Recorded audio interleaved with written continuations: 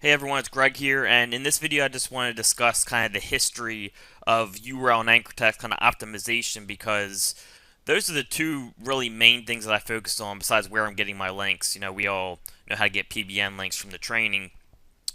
But the two main things that I focus on, URL and anchor text, have always been my go-to as to looking at my data to what's going on with URL and anchor text as far as optimization goes. And every update that comes along when I track URL and anchor text optimization, that always seems to be where these updates land in the end. Whether it's Panda, Penguin, whatever, it always seems to be something with optimization. And me focusing on that has allowed me to rank for pretty much whatever I want for the most part. Because I believe that that's 90% of SEO, whereas a lot of SEOs will focus on, well, Panda 4.1 hit ads above the fold, or like I don't even pay attention to what each update hits and what they say it's about, because when I look at my data, I just compare the URL and anchor text correlations and see what's going on with that. So I'm just telling you, it's so important to understand URL and anchor text combinations and what's working right now with URL and anchor text that it's really important you get a history of it to kind of show you the evolution that Google has come up with as far as the combination between the two. So it'll give you a better understanding of what's working now and why it's working and how we got there. So a few years ago, you could basically get an EMD, which is an exact match domain, which would be your keyword as your domain name, and then you could have you could fire off thousands of links at it, spammy type links, have 90% of those links be your exact match keyword, and rank number one. That's how you ranked a few years ago. So if we had something like DelawareSEO.org, and I own this domain, this domain has like two links to it.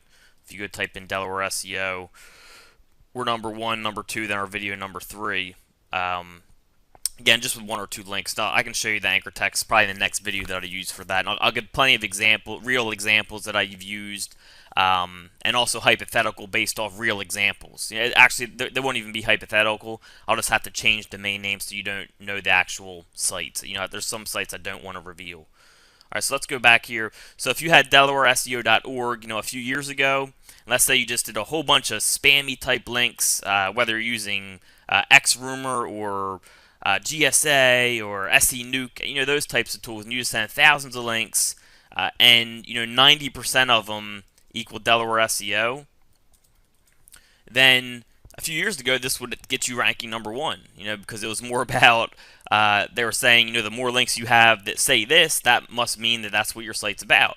Well, as SEO got more popular, they started seeing more and more people take advantage of this, so they started changing a little bit. Okay, so maybe over the next year or so, this number dipped down to 60%. So what worked as 90% a few years ago, a year later, you would get hit with over optimization penalties, and only 60% would work now. Okay, and that was maybe, I don't know, 2-3 years ago. I don't know the exact time frame, but this is kind of the evolution. So then the EMD update came, and this number dropped again. Okay, and this is for the most part.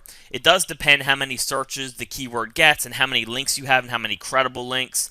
But for the most part, this rule will generally apply to most sites you have. Okay, unless you're a site like like BestBuy.com, where you just have tons and tons of great authority links, then that number can go up. Okay, and also if you're a well-established brand, that number can go up. But when you have a new site like most of us are going to be doing, these are the general rules that I'm talking about. Okay. So then the EMD update came, and this number dropped down again, probably somewhere around 30%, something like that. And of course, it also depends how many links you have and how authoritative those links are. I'm just giving a general number to show you the evolution. Okay. And that was, I don't know, was the EMD update a couple years ago, something like that, year and a half ago. And then we started seeing with, believe it was a Penguin update again. I don't track the exact updates and what they're about. I'm more just, when an update comes, I'll look at my data and see what happened with my data, opposed to what they say the updates are about. So after that, we started actually getting inner URLs targeted. Okay, so where you could have like gregssite.com/Delaware SEO before the EMD update. It was like the update after the EMD update, so a couple years ago, you can still get away with a higher percentage for this. Now, after this update, they started targeting inner URLs. Okay, so not just the domain name, but also inner URLs. Your keyword as the page name. And this is getting even more aggressive over the last year or so. They're getting more aggressive over this, where if you have an inner URL as the keyword, it's like getting treated as an EMD was a couple years ago. Does that make sense? Because they know that SEOs are targeting this, and they're just evolving their algorithm to go after this type of stuff. Okay.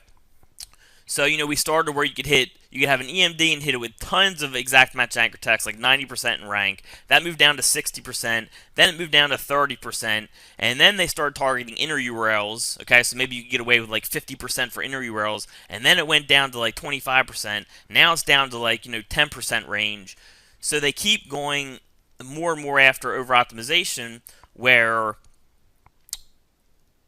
they know what SEOs are doing, and they're catching on to the latest tricks, and they just evolve. Okay, so it's important that you understand that, because again, URL and anchor text combinations are 90% plus of SEO. It's the main thing I track, and I still rank for pretty much whatever I want. Okay. All right, so now that you have a history of kind of this optimization, in the next video, what I want to start talking about is some different rules to consider when you're doing your anchor text and URLs, and then I'll do a video after that where we'll go ahead into real examples. Okay, and we'll start doing examples of real sites, real anchor text I used with URL combinations, and I'll also give examples based on real sites, but I'm just going to change the URLs and give the same anchor text, just so I don't reveal the site. So you get plenty of real examples, even if it's not a real site. I will give you a couple of real site examples as well. But we got plenty of stuff coming. Again, next video I'm going to just talk about a few things to consider as far as like a few rules that I've noticed, and then we'll go into the real examples from there. Hope you enjoyed this video. See you in the next one.